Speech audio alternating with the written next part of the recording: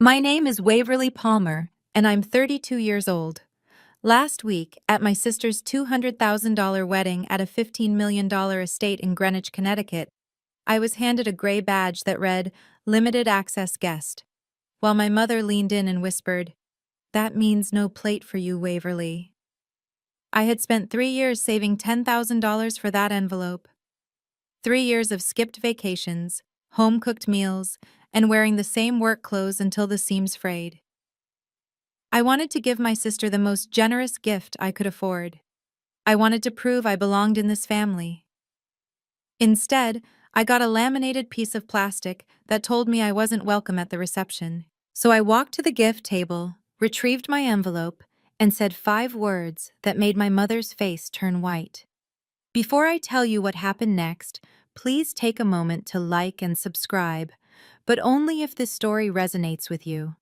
Drop a comment telling me where you're watching from and what time it is there. But to understand why I did what I did, I need to take you back 6 months before that wedding.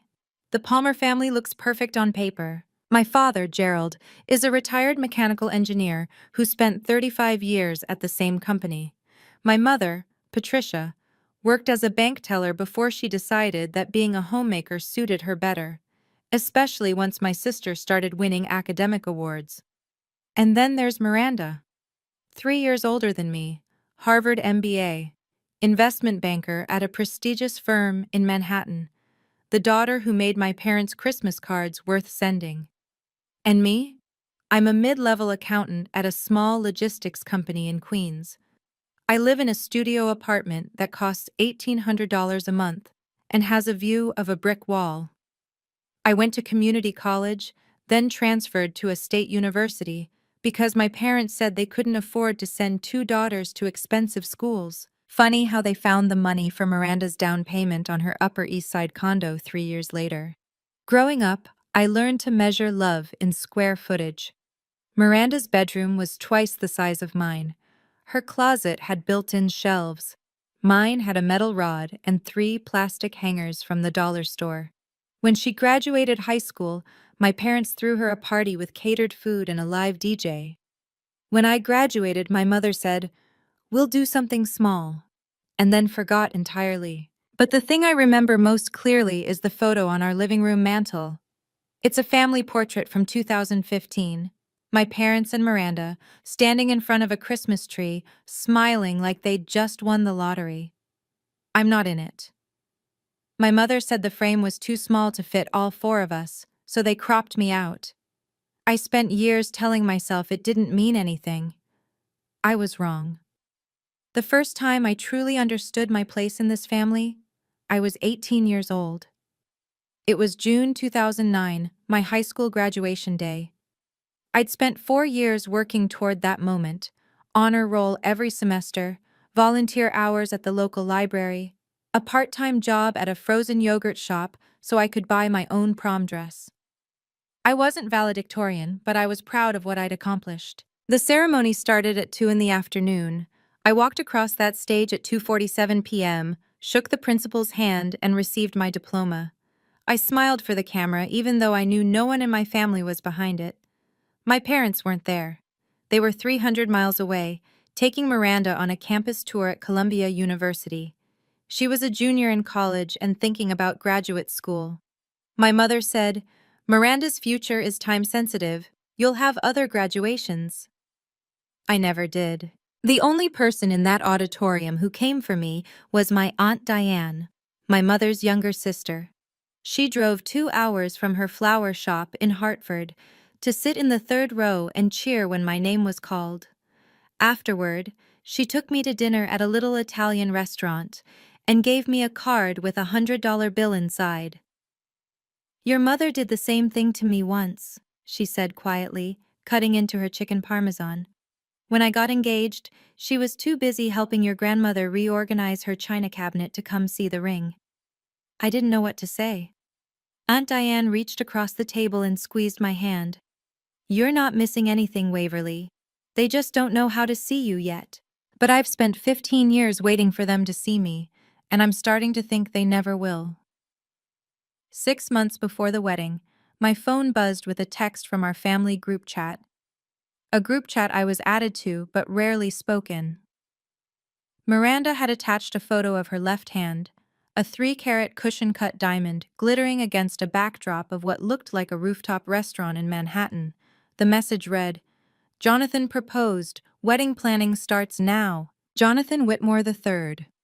I'd met him exactly twice, once at a family dinner where he spent the entire meal talking about his golf handicap, and once at Miranda's birthday party where he didn't acknowledge me at all. His family was old money, Greenwich, Connecticut. His father was a retired hedge fund manager, and his mother sat on the boards of 3 different charitable foundations, the kind of people who summered as a verb. My mother's response came within seconds. "My baby! This is the happiest day of my life." My father sent a thumbs-up emoji. I typed and deleted 3 different messages before settling on, "Congratulations, Miranda, I'm happy for you." No one responded. 2 weeks later, the invitation arrived. Thick cotton paper, at least 600 grams. The lettering was embossed in gold, with a custom monogram featuring intertwined Ms. and J's. A small insert informed guests that the wedding would be held at the Whitmore family estate, and that accommodations at a nearby hotel had been reserved at a discounted rate of $450 per night. I held that invitation in my hands and made a decision. This time would be different. I would give Miranda the most generous gift I could afford. I would prove to my parents that I was just as valuable as my sister. I started a savings account the next day. I called it Wedding Fund. I didn't know that my mother had other plans. It took me 3 years to save $10,000. That might not sound impressive to some people, but when you make $52,000 a year before taxes and live in New York City, every dollar counts. I stopped going out to lunch. I made coffee at home instead of buying it. I didn't take a single vacation, not even a weekend trip to somewhere cheap. When my winter coat started falling apart, I sewed the lining back in myself instead of buying a new one.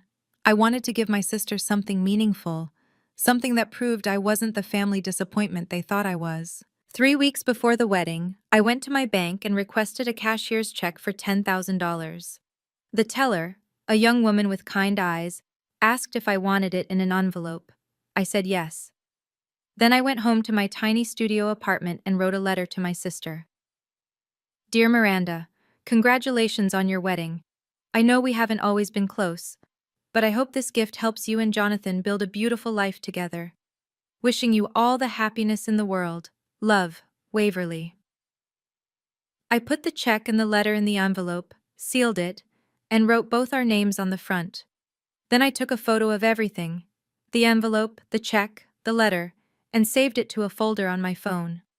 I don't know why I did that. Maybe some part of me already suspected what was coming. That same night my mother called.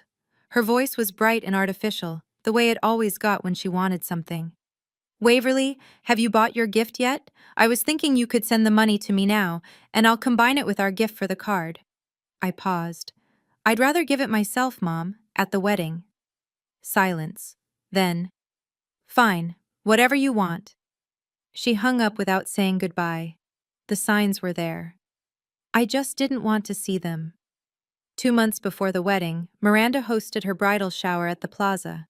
I wasn't invited to help plan it. That honor went to her 4 best friends from business school and 2 cousins from my mother's side. Cousins I'd met maybe 3 times in my entire life. Cousins whose families had money. I was seated at a corner table with people I didn't know. Friends of friends. The kind of guests who get invited because the room needs to look full. During the champagne toast, my mother stood up and talked about Miranda's accomplishments. Harvard, her career, her brilliant future husband. She spoke for 7 minutes. She didn't mention me once, not even a thank you to Waverly for being here. But the moment I'll never forget happened in the bathroom. I'd stepped away to fix my makeup. I'd been crying a little, not that anyone noticed, when I heard voices from one of the stalls. My mother and my Aunt Harriet, whispering. "Thank God you didn't make her a bridesmaid," Aunt Harriet said. "Can you imagine? The Whitmores would have asked what she does for a living, and then what? My mother laughed. It was a light, airy sound. I know. Miranda understood immediately. Jonathan's mother is very particular about appearances. We can't have anything distracting. I stood frozen in front of the mirror. My reflection stared back at me, mascara smudged under one eye. Distracting. That's what I was to them. Not a sister, not a daughter. A distraction that might ruin their chance to climb into the Whitmore family's world. I should have left right then. But I didn't. I told myself it would get better. I told myself the wedding day would be different. 1 week before the wedding, I received an email from the wedding planner. The subject line read, "Rehearsal dinner guest list, final." I scrolled through the 40 names on the list. Miranda's bridesmaids, Jonathan's groomsmen, both sets of parents, aunts, uncles, cousins from the Whitmore side, even a few of Miranda's college friends who'd flown in early. My name wasn't on it. I read the list 3 times, convinced I'd missed it. Then I called my mother. "Mom, I didn't get an invitation to the rehearsal dinner." "Oh," she paused. "Waverly, the rehearsal dinner is only for the wedding party and immediate family. Jonathan's parents are very strict about the numbers." I felt something cold settle in my chest. "I'm not immediate family?" "You know what I mean. It's not personal. The Whitmores are hosting, and they have a lot of important people to accommodate. There's simply no room." I pulled up the email again, scanned the names. Miranda's friend Jessica is on the list. She's not family. She's a bridesmaid, Waverly. Don't make this difficult. I wanted to scream. I wanted to ask her why Jessica, a woman Miranda had known for 4 years, was more important than the sister she'd grown up with. But I knew it wouldn't matter. My mother had made her choice a long time ago. "Okay," I said quietly. "I understand." "Good. We'll see you at the ceremony." She hung up. I sat in my apartment for a long time after that, staring at the envelope on my kitchen table. $10,000. 3 years of sacrifice. And I wasn't even invited to the dinner the night before. But I still believed the wedding day would be different. I still believed that when they saw what I'd done for Miranda, they'd finally see me. I was so naive. 3 days before the wedding, Aunt Diane called me. I could hear scissors snipping in the background. She was probably arranging flowers at her shop, the way she always did when she needed to think. "Waverly, honey, I heard about the rehearsal dinner." I sighed. "It's fine, Aunt Diane. It's just logistics." "It's not logistics." Her voice was sharper than usual. "It's your mother being your mother. And I need to ask you something important. Do you really want to go to this wedding?" The question caught me off guard. "Of course I do. Miranda's my sister." "Miranda is your sister," Aunt Diane agreed. "But that doesn't mean she acts like one. And Patricia," she stopped herself. "Your mother and I grew up in the same house, Waverly. I know exactly what she's capable of." "What do you mean?" Aunt Diane was quiet for a moment. Then, "At your mother's wedding, I was seated at the last table, next to the caterer's station. She introduced me to your father's family as my sister, the one who arranges flowers. Not by name, not as family, just the one who arranges flowers." I didn't know what to say. "Your mother doesn't hate you, Waverly. She just doesn't see you as useful to her plans, and right now her plan is to impress the Whitmore family. You don't fit that picture. So what should I do?" "That's not for me to decide." I heard her set down the scissors. "But I want you to know something. I'll be at that wedding, and if anything happens, anything at all, you won't be alone." I felt tears prick my eyes. "Thank you, Aunt Diane." "Family isn't about blood, sweetheart. It's about who shows up. Remember that." I didn't know how much I'd need those words 3 days later. The night before the wedding, my phone rang at 11:47 p.m. It was Sophie Roberts. We'd been best friends since college, and by some strange coincidence, her event planning company had been hired to coordinate Miranda's wedding. She'd tried to stay professional about it, keeping our friendship separate from her work. But that night, her voice was shaking. "Wave, I need to tell you something, and I need you to stay calm." I sat up in bed. What is it? I was reviewing the seating chart tonight. Final check before tomorrow. She paused. Your name was on table 3 2 weeks ago, family of the bride. But when I looked today, it's been crossed out, with a pen, and there's a note next to it. My heart started pounding. What does the note say? It says, guest will receive limited access badge, no meal. I couldn't breathe. Who wrote it? I don't know for sure, but I recognize the handwriting wave. Sophie's voice dropped. It looks like your mother's.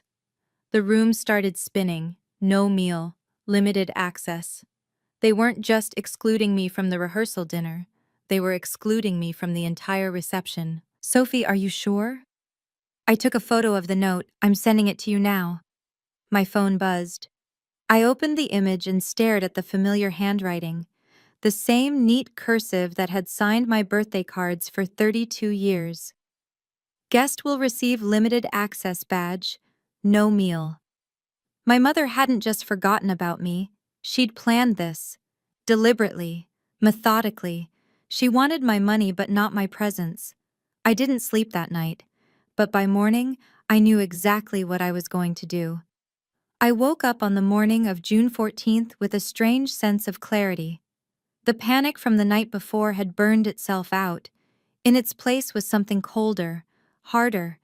Not anger exactly, more like certainty. I stood in front of my closet, the same tiny closet I'd had for 4 years, and chose my outfit carefully.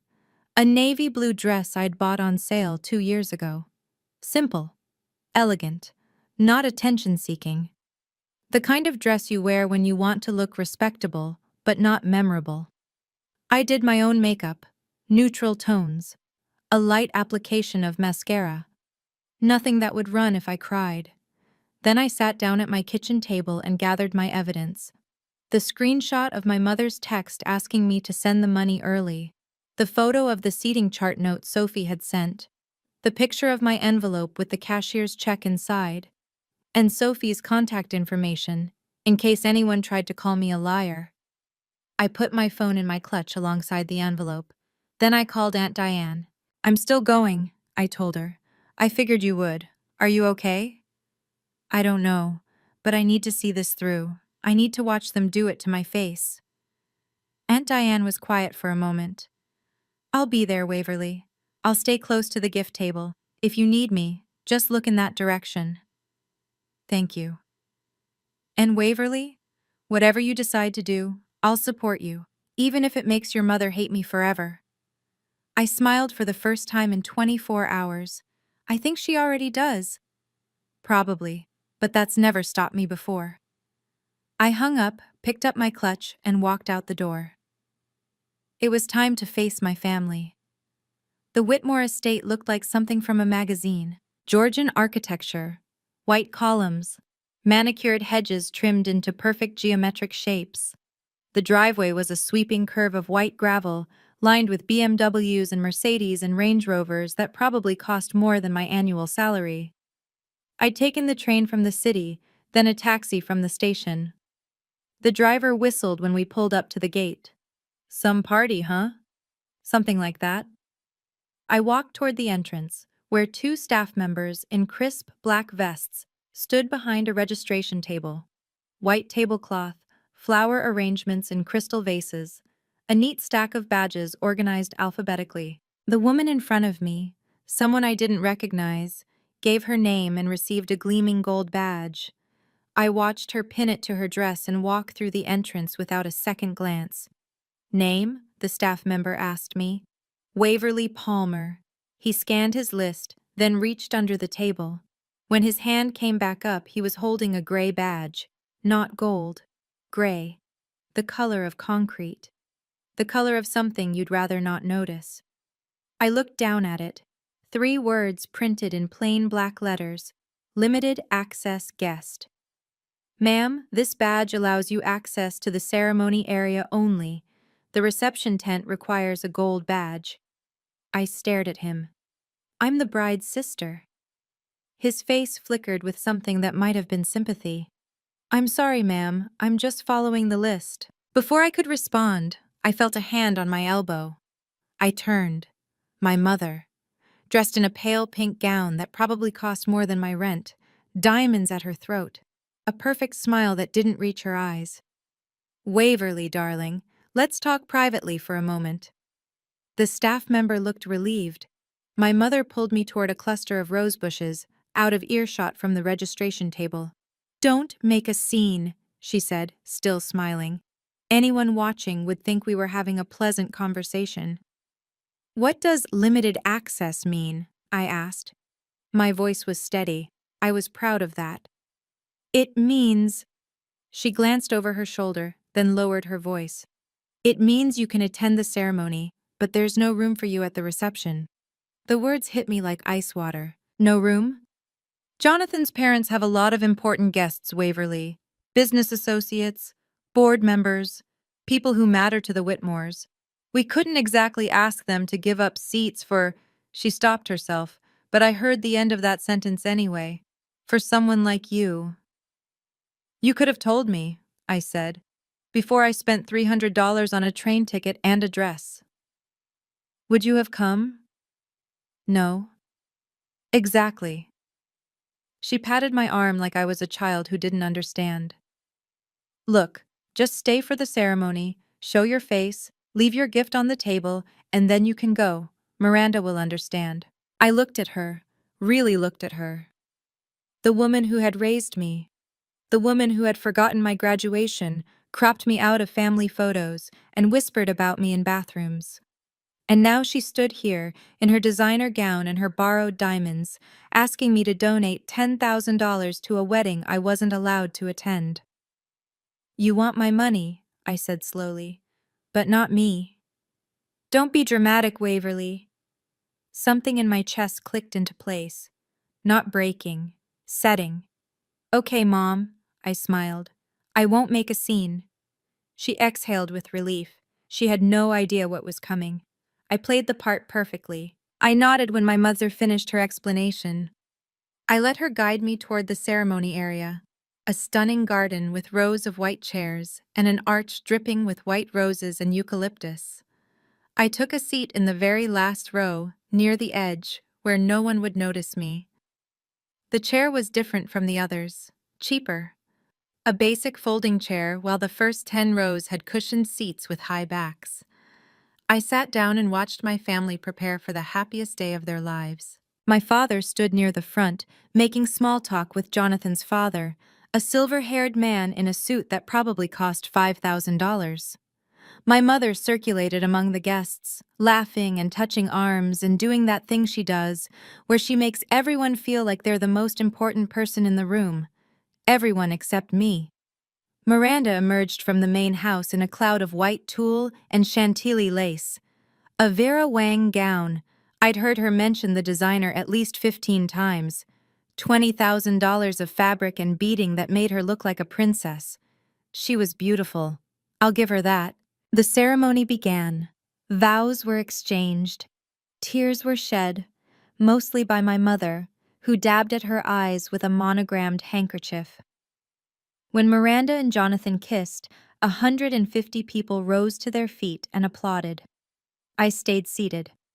Afterward, the photographer gathered the families for portraits.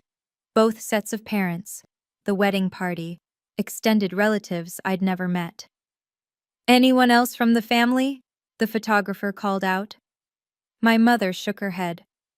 "No, we're all here." I watched them pose in front of the rose arch, smiling like the perfect family they'd always wanted to be. And I thought, not for much longer. The ceremony ended with a shower of white petals and a string quartet playing Mendelssohn. Guests began drifting toward the reception tent, an enormous white structure that glowed from within like a lantern. Through the open flaps, I could see crystal chandeliers hanging from the ceiling, tables draped in ivory linen, centerpieces of imported Dutch flowers that probably cost more than my weekly groceries. I stood at the edge of the garden, watching my family disappear into that golden light. No one looked back. For a moment, just a moment, I considered leaving. Taking my envelope, walking back down that white gravel driveway, and never speaking to any of them again. It would have been the dignified thing to do, the quiet thing. But I was done being quiet. A hand touched my shoulder. I turned to find Aunt Diane standing beside me, her silver hair pulled back in an elegant twist, wearing a simple burgundy dress that somehow looked more regal than anything my mother had on. "How are you holding up, sweetheart?" I showed her the gray badge still clutched in my hand. "They don't want me at the reception." "I know, Sophie told me." She didn't look surprised, just sad. "What are you going to do?" "I'm going to get my envelope back."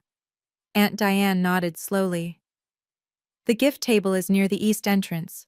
I walked past it earlier." She squeezed my hand. "I'll be nearby. You won't be alone." "Thank you." "Waverly," she held my gaze. "Whatever happens in the next 10 minutes, don't apologize, don't explain, don't give them the satisfaction of seeing you break." I took a deep breath. "I won't." She stepped back and I turned toward the tent. The gift table was waiting. I was halfway to the entrance when a staff member stepped into my path. "Excuse me, ma'am." He was young, maybe 22, with an apologetic expression. "May I see your badge?" I held up the gray card. His face fell. "I'm sorry, ma'am. This badge doesn't grant access to the reception area. Gold badges only." "I understand." I kept my voice calm. "But I'm the bride's sister. I just need to. I'm really sorry." He looked genuinely uncomfortable. "I have strict instructions, no exceptions." Over his shoulder, I could see the reception in full swing, waiters carrying trays of champagne, guests laughing and mingling, my parents standing near the head table, accepting congratulations like they'd just achieved something magnificent. And then Miranda walked past. She was still in her wedding gown, radiant and flushed from the ceremony. Her eyes met mine through the crowd. For one single second, I thought she might stop, might tell the staff member to let me through, might remember that I was her sister before I was an inconvenience. Instead, she looked away and kept walking. She didn't even slow down. The staff member shifted awkwardly. "Ma'am, if you'd like to wait outside, I can—" "It's fine." I stepped back. "I'm not trying to get in." He looked relieved. I turned and walked toward the east side of the tent, where a white table covered in silk fabric held a mountain of beautifully wrapped gifts. No security, no supervision, just a decorative sign that read, "Blessings for M and J" in gold calligraphy. My envelope was in there somewhere. $10,000 that my family expected to receive, but didn't think I deserved to be thanked for in person. It was time to take it back. I want to pause here for a moment. You've seen what they did to me. The gray badge, the whispered explanations, my own sister walking past like I was invisible. So here's my question. What would you do? Would you leave quietly? Confront your parents? Or something else entirely? Drop your answer in the comments, A, B, or C. I really want to know. And if this story has you feeling something right now, hit that share button. Someone in your life needs to hear this. Now, let me tell you what happened next. The gift table was even more elaborate up close. Ivory silk cascading to the grass, white peonies arranged in crystal bowls, boxes wrapped in expensive paper with coordinated ribbons, the kind you see in luxury department stores. Some gifts were clearly expensive. A few had cards from brands I recognized. Tiffany, Williams-Sonoma. One long box that might have been from a jeweler. And there, near the left corner, partially hidden under a larger package, a white envelope with familiar handwriting. From Waverly Palmer. I'd written those words myself, 3 weeks ago at my tiny kitchen table, hoping this gift would finally make my family see me differently. What a joke. I glanced around. The staff members were focused on the tent entrance. A few guests lingered nearby, sipping champagne and chatting, but no one was watching the gift table. Why would they? Who steals from a wedding? I'm not stealing, I reminded myself. I'm taking back what's mine. Aunt Diane appeared at the edge of my vision, standing near a trellis covered in climbing roses. She gave me a small nod. "You're not alone." I took a breath and walked to the table. Casual, unhurried, like I was simply admiring the gifts. My fingers found the envelope immediately. The paper was slightly crinkled at one corner. Someone had picked it up, looked at it, and put it back down. Probably whoever organized the display. They'd seen my name. They knew I'd given generously. But they'd still decided I didn't deserve to be there when Miranda opened it. I slid the envelope into my clutch in one smooth motion. That's when I heard heels clicking on the flagstone behind me. "Waverly?" My mother's voice, sharp, confused. "What are you doing?" I'd expected this, maybe even hoped for it. My mother stood 3 feet away, champagne flute in hand, her perfectly made-up face frozen in an expression somewhere between shock and fury. Behind her, a few guests had turned to watch, not many but enough. "I asked you a question," she said, lowering her voice to a hiss. "What are you doing at the gift table?" Taking back my envelope. "You're—" She stopped, processed. "You can't do that." "I can." I kept my voice calm, the way Aunt Diane had taught me. "The gift hasn't been given yet. The envelope hasn't been opened. Legally and morally, it still belongs to me." "This is ridiculous. Put it back right now." I didn't move. From somewhere behind me, I heard a familiar voice. Sophie, speaking into her wireless headset about an issue with the cake display. She walked past us without making eye contact, but her hand brushed against mine as she passed, and into my palm she pressed a folded piece of paper. A copy of the note. The handwritten note she'd photographed the night before. "Guest will receive limited access badge, no meal." In my mother's handwriting. I palmed the paper into my clutch alongside my envelope. Evidence, confirmation, proof that this wasn't an oversight or a mistake. My mother had planned this from the beginning. "Patricia?" A woman's voice interrupted us, older, cultured, with the slight accent of old Connecticut money. "Is everything all right?" I turned. Eleanor Whitmore, mother of the groom, silver hair, pearls at her throat, eyes that missed nothing. My mother's face went pale. "Everything's fine, Eleanor. Just a small family matter." But Eleanor's gaze had already landed on me, on my gray badge, on the clutch I was holding just a little too tightly. "I see," she said. "How interesting." The next 30 seconds felt like an hour. Eleanor Whitmore was still watching me with those sharp, intelligent eyes. My mother was frozen beside her, clearly calculating how to salvage the situation. And in the background, the string quartet played something soft and romantic while 150 oblivious guests celebrated. I looked at the gray badge still hanging from my dress, then at the tent, golden and glowing, full of people who'd been told I wasn't important enough to sit with them. My mother took a step toward me. "Waverly, please, don't do this here. Not today." "Why not today?" "Because it's your sister's wedding." "Is it?" I tilted my head. "Because from where I'm standing, it looks more like your wedding, your chance to impress the Whitmores, your opportunity to prove the Palmer family belongs in their world." Eleanor's eyebrow rose almost imperceptibly. "That's not fair," my mother said. "Fair?" I almost laughed.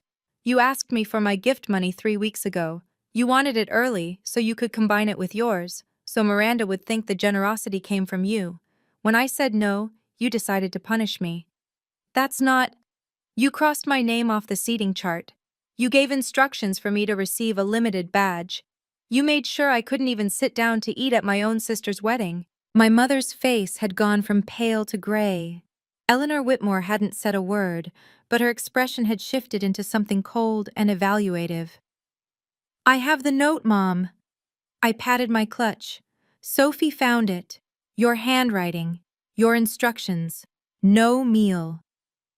For the first time in my life, I watched my mother run out of words. And that's when Miranda appeared at the tent entrance. "What the hell is going on?" The crowd parted for my sister like she was royalty. Miranda swept toward us in a cloud of white tulle, her face flushed with what I initially thought was joy but quickly recognized as rage. Jonathan trailed behind her, looking confused. Several guests had stopped their conversations to watch. Waverly. Miranda's voice was ice. What are you doing at my gift table? I pulled the envelope from my clutch and held it up so everyone nearby could see. This is my gift to you. A cashier's check for $10,000. A murmur rippled through the watching guests. 10,000 was a significant sum, even for this crowd. I saved for 3 years, I continued, keeping my voice steady. I skipped vacations. I bought my coffee at home. I wore the same coat for 4 winters, because I wanted to give you something meaningful, because I thought maybe, this time you'd treat me like family. Miranda's expression flickered. Surprise, maybe, or discomfort. Waverly, this isn't... But I wasn't invited to the rehearsal dinner. I wasn't allowed to be a bridesmaid. And when I arrived today, I was given this. I held up the gray badge with my free hand. Limited access. No meal. Your own sister wasn't allowed to eat at your wedding. The murmuring grew louder. I could see guests exchanging glances. This wasn't supposed to happen at a wedding like this. That was... Miranda looked at our mother. That was for space reasons. Jonathan's parents had so many guests. Mom wrote the note herself. I met my sister's eyes. She put it in the seating chart, her handwriting, her decision. She wanted my money, but she didn't want me. Eleanor Whitmore stepped forward. Is this true, Patricia? The color drained from my mother's face completely. I've never seen my mother look so small. She stood there in her expensive dress and her borrowed diamonds, surrounded by the very people she'd been trying so desperately to impress, and she had no idea what to say. Eleanor, I can explain. I'd love to hear it. Eleanor's voice was polite but sharp enough to cut glass. Because from what I'm understanding, you denied your own daughter a seat at her sister's wedding while still expecting her financial contribution. It wasn't like that. Then what was it like, Patricia? My mother's mouth opened and closed. No sound came out. More guests had gathered now. The string quartet had stopped playing. Even the waitstaff had paused to watch. Jonathan stood beside Miranda, looking like he wanted to be anywhere else on earth. Miranda grabbed my arm. Waverly, stop this. You're ruining everything. I pulled free. I'm not ruining anything. I'm taking back something that belongs to me. You can't just... I can. I held up the envelope one more time. This check hasn't been deposited. This gift hasn't been given. And after everything you've done, everything you've let Mom do, I'm keeping it. You're being ridiculous. No. I looked at my sister, really looked at her, maybe for the first time. For 32 years, I've been the one who's ridiculous.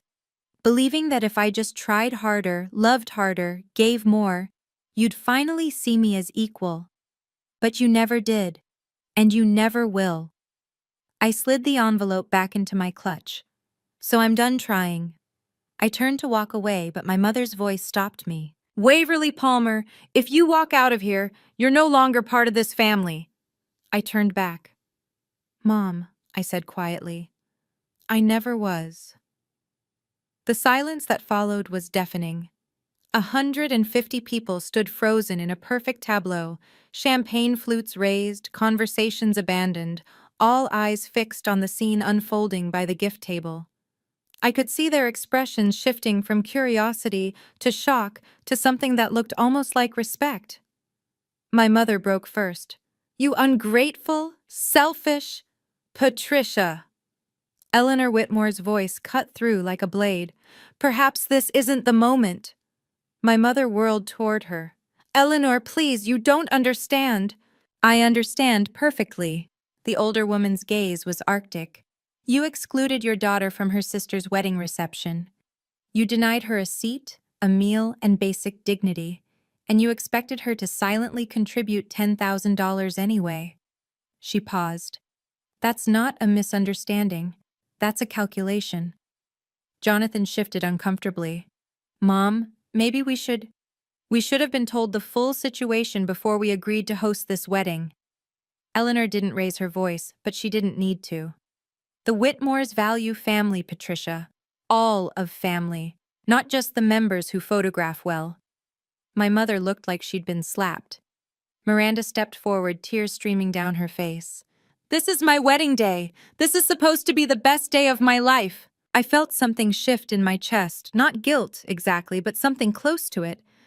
I know, I said quietly, and I'm sorry it's been disrupted, but I won't apologize for refusing to be invisible anymore. I turned to Aunt Diane, who had been watching from the edge of the crowd. She walked to my side and put her arm around my shoulder. We're leaving now, she announced to no one in particular. Have a lovely reception. And together, we walked toward the exit.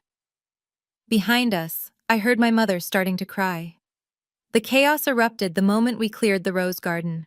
I could hear Miranda's voice rising to a shriek behind us, my mother's sobs, Jonathan trying to calm everyone down while simultaneously directing guests back toward the tent. The string quartet had started playing again, something upbeat and desperate, like they could restore normalcy through sheer musical willpower. Don't look back, Aunt Diane murmured. Keep walking. But I did look back, just once.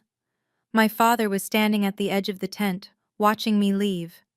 His face was impossible to read, somewhere between shame and sorrow, and something I couldn't name.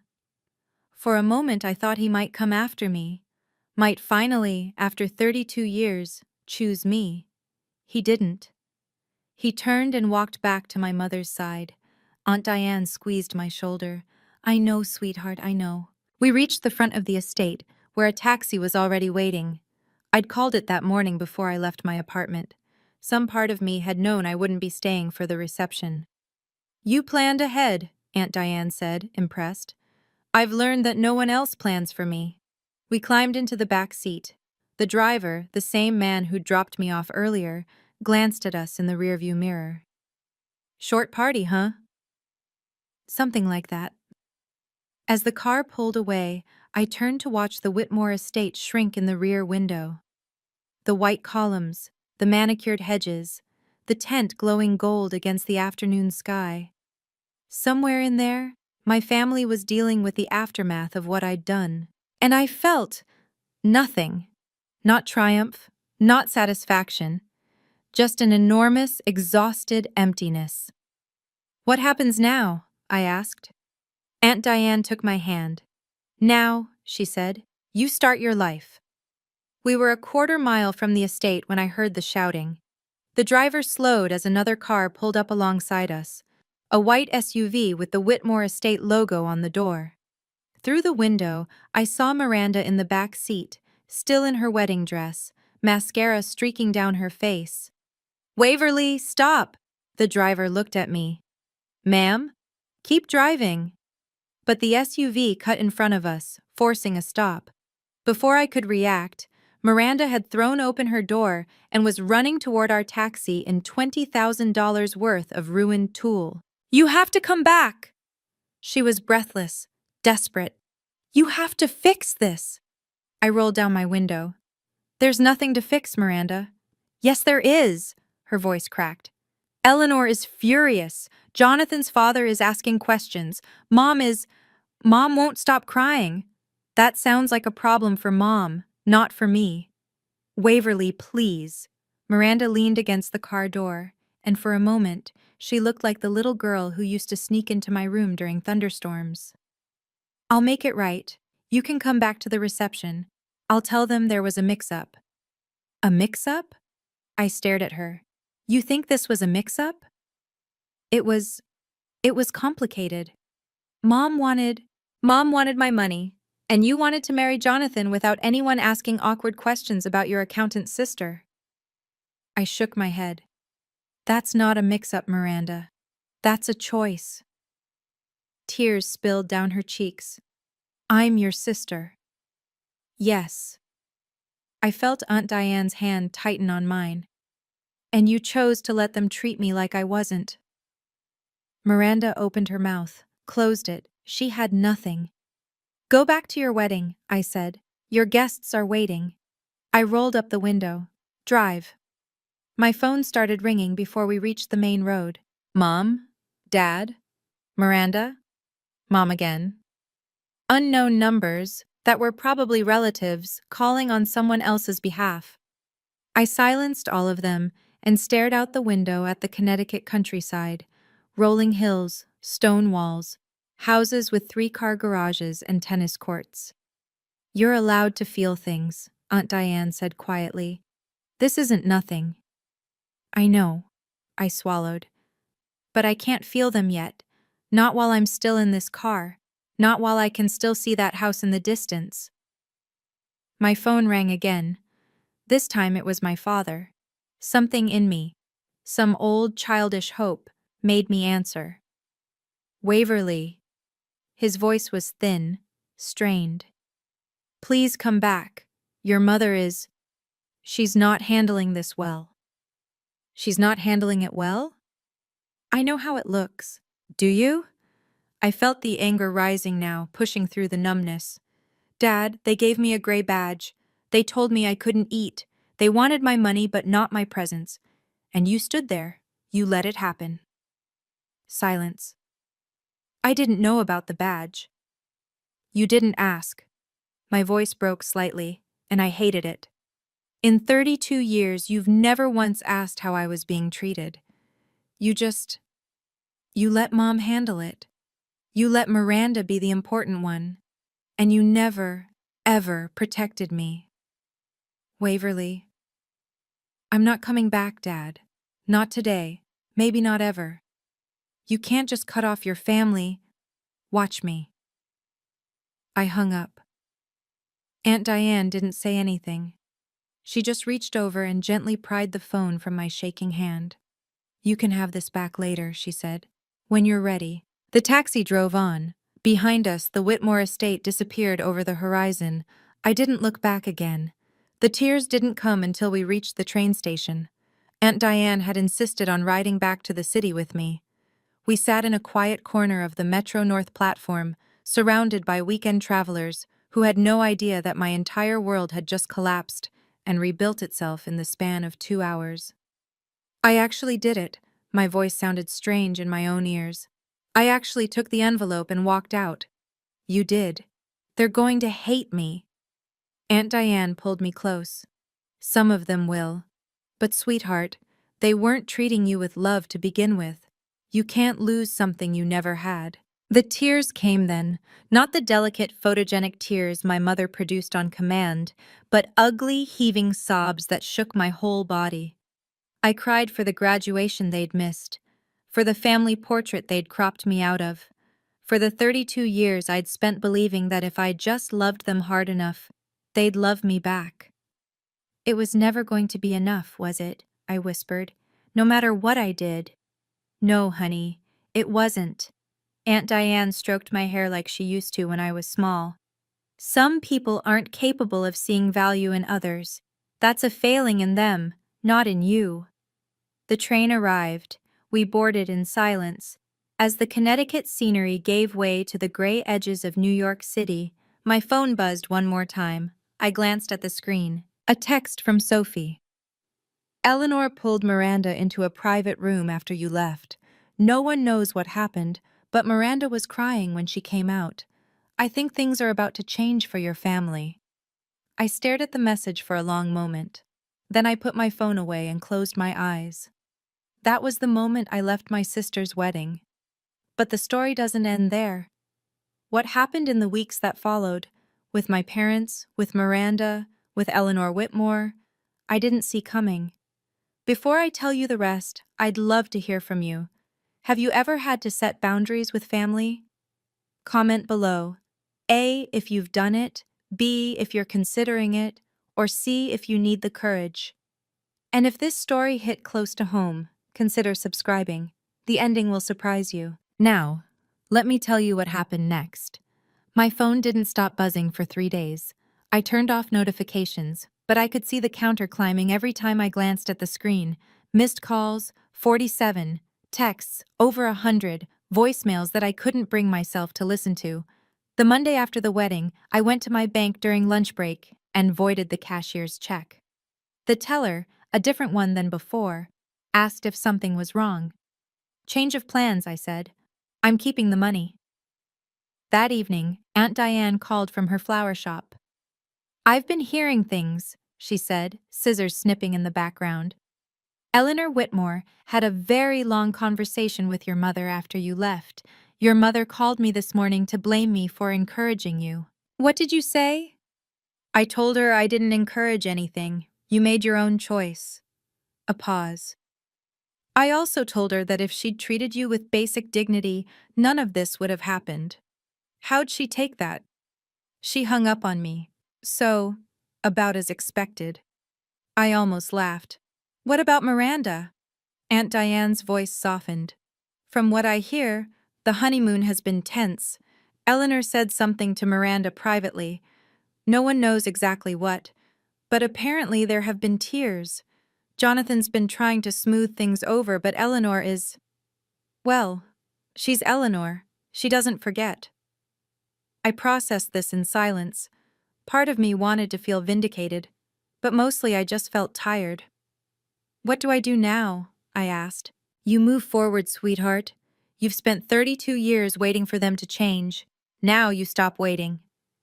I looked around my tiny studio apartment, the cramped kitchen, the view of the brick wall, the empty envelope holder on my desk. I think I can do that. 2 weeks after the wedding, 3 things happened. First, my promotion came through. I'd been working towards senior accountant for almost 2 years, and the timing felt almost cosmic. My boss, a practical woman named Margaret who had no patience for drama, called me into her office on a Tuesday afternoon. "You've earned this, Waverly. Whatever's going on in your personal life, you've never let it affect your work." She slid a folder across her desk. "12% raise, new title, you start next month." I thanked her and managed not to cry until I reached the bathroom. Second, my mother left a voicemail. I'd been deleting them unheard, but something about this one made me pause. Her voice was different, not the sharp, controlling tone I was used to, but something thinner, almost fragile. "Waverly, I know you're not listening to these, but I need you to know that Eleanor spoke to me about family, about how we treat each other." A long pause.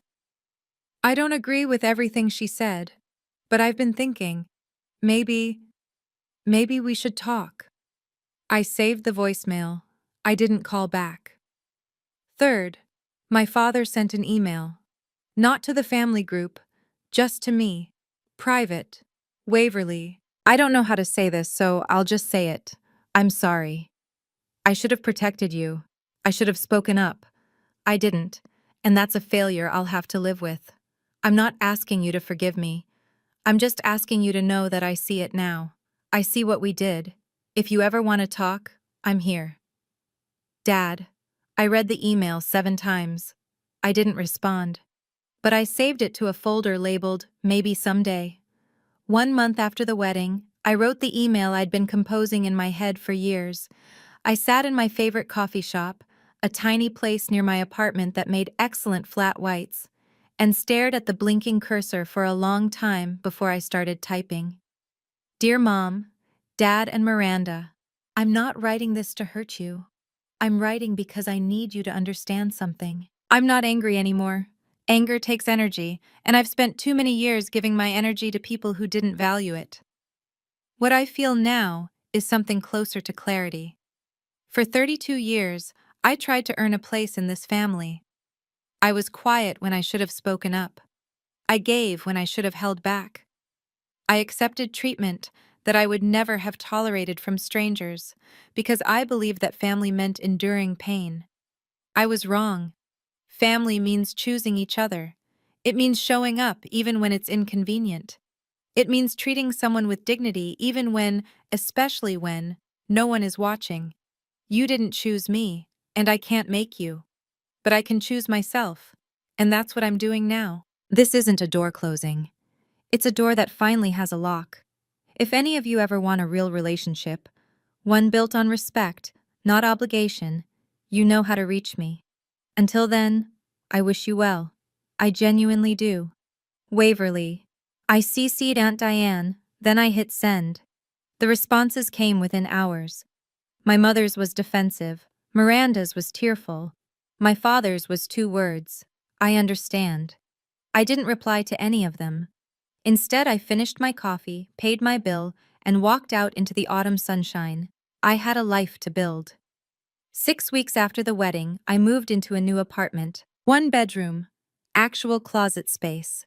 A window that looked out onto a small park instead of a brick wall. The rent was higher, but I could afford it now, partly because of my promotion, and partly because I had $10,000 that wasn't going anywhere else. Aunt Diane drove down from Hartford to help me unpack. We spent the whole day arranging furniture, hanging curtains, and arguing about the best placement for the small, succulent collection I'd started. "This one needs more light," she said, holding up a particularly stubborn echeveria. "And this corner gets good afternoon sun. Trust me. I've been growing things for 40 years. I let her win that argument. Around sunset, we took a break and sat on my new balcony with glasses of cheap wine.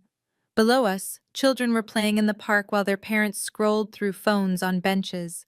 Normal life. Ordinary joy. "I brought you something," Aunt Diane said. She handed me a framed photograph. Me at my high school graduation, clutching my diploma and smiling despite the tears in my eyes.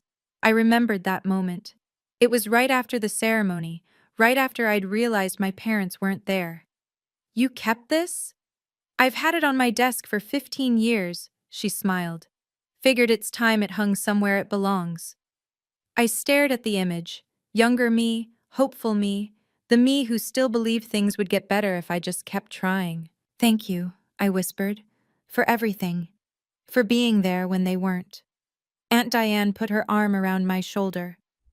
"That's what family does, sweetheart. Real family." I hung the photo above my desk that night. For the first time, I looked forward to coming home. I've had a lot of time to think about why my family did what they did. My mother, Patricia, grew up in a house where status was everything. Her parents measured worth in titles and tax brackets. When Miranda married into the Whitmore family, Mom saw her own redemption, a chance to finally belong to the world she'd always envied. I wasn't part of that picture, not because she hated me, but because I didn't fit her vision of who the Palmers could become. Psychologists have a term for this: vicarious achievement. When parents live through their children's success because they feel inadequate about their own. Mom couldn't climb the social ladder herself, so she attached herself to Miranda's journey. And anyone who threatened that narrative, including her own daughter, became expendable. Miranda wasn't malicious. She was complicit. She grew up believing the world owed her more because she achieved more.